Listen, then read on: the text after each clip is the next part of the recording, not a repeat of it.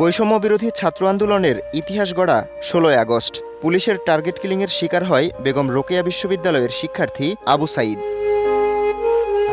তার অকুতোভয় বীরত্ব গাথায় আন্দোলনের দাবানল ছড়ায় সর্বত্র। অল্প দিনেই আসে বিজয়, কিন্তু ছেলেকে খুঁজে ফেরার মিথ্যে সান্ত্বনা বৃদ্ধ বাবা মায়ের। এটা আমার বাবার সার, আমরা এটা দেখি দেখে আমার মনটা কান্দে। আর যখন বাবার কথা মনে পড়ে তখন আমি শার্টটা বার করি, দেখি আমার বাবার শার্টটা। ১ বছর গত হয়ে গেল, তাও কিন্তু এখনো হত্যাকাণ্ডের আসামি তাই বহাল এখনো আছে।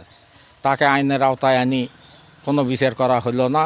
শহীদ দিবস হিসেবে সরকার সেটাও বাস্তবায়ন করল না।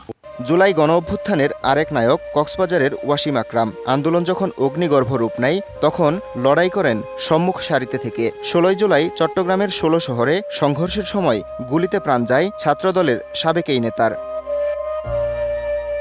১ বছর ধরে ওয়াসিমের বাবা মায়ের দিন কাটছে বুকে শোকের পাথর চাপা কষ্ট নিয়ে। ১৬ তারিখ খবরটা পাইছি যে আমি বাংলাদেশের ৩টা বিষয়তে ৩০ মিনিটের ভিতরে আমি ওনার খবরটা পাই, মৃত্যুর খবরটা। আমার ছেলের বিচার আমি চাচ্ছি না। সব ছেলেদের, সব ছাত্র আন্দোলনের যতগুলা ছেলে মেয়ে মারা গেছে ওগুলো সব বিচার সামানভাবে হোক, আমি ওটাই চাই। 15 তারিখ রাতিয়া 9টা বাজে আনলে হতোই। এখন দিকে তো ক্যাঙ্গারের হতো ভালো আছি, খানা পিনা খাই নামা খাইয়ে নামাই যে হালো উদ্যান হয়ে আর তো যে হালা নড়ালে শেষ কত এদের দূর। জুলাই গণ আন্দোলনের আলোকিত এক নাম মীর মাহফুজুর রহমান মুগ্ধ, যার নাম উঠলেই সবার চোখে ভাসে নিঃস্বার্থ এক আহ্বান, পানি লাগবে পানি। ১৮ই জুলাই পুলিশের গুলিতে উত্তরার আজমপুরে সড়কে লুটিয়ে পড়েন মেধাবী এই ফ্রিল্যান্সার। কিন্তু শহীদের আত্মত্যাগের প্রাপ্তি কতটুকু? বিচারের গতি তো নাই বললেই চলে। এভাবে যদি বিচারের দৃশ্যমান যদি কোনো কিছু না হয় তাহলে তো আমরা আসলে ফ্রাস্ট্রেশনে ভুগি।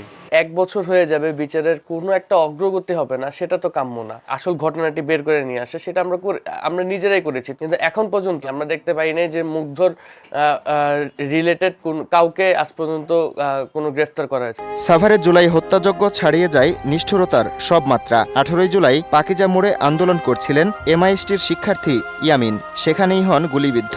পুলিশের এপিসি থেকে ইয়ামিনের গুলিবিদ্ধ দেহ ফেলে দেওয়ার দৃশ্য দাগ কাটে সবার হৃদয়ে। অপ্রিয় সত্যি হলেও বলবো, ওনার ১,০০০ কোটি টাকার ট্যাক্স মাফ করে নিয়েছেন। উনি অলরেডি ৬ মাসের দণ্ডিত আসামি ছিলেন, সেটা মাফ করে নিয়েছেন। উনি অনেকগুলো প্রতিষ্ঠানের পারমিশন নিয়েছেন আমাদের সন্তানদের রক্তের উপর দাঁড়িয়ে।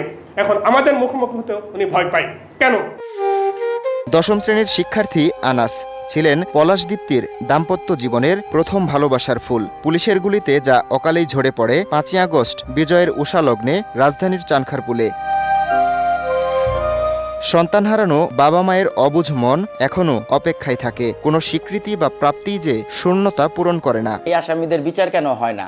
অতি তাড়াতাড়ি তাদেরকে বিচারের ব্যবস্থা করতে হবে। এইভাবে কোর্টে আনবে নিবে এই নাটক বন্ধ করতে হবে। এই নাটক আমরা আর দেখতে চাই না।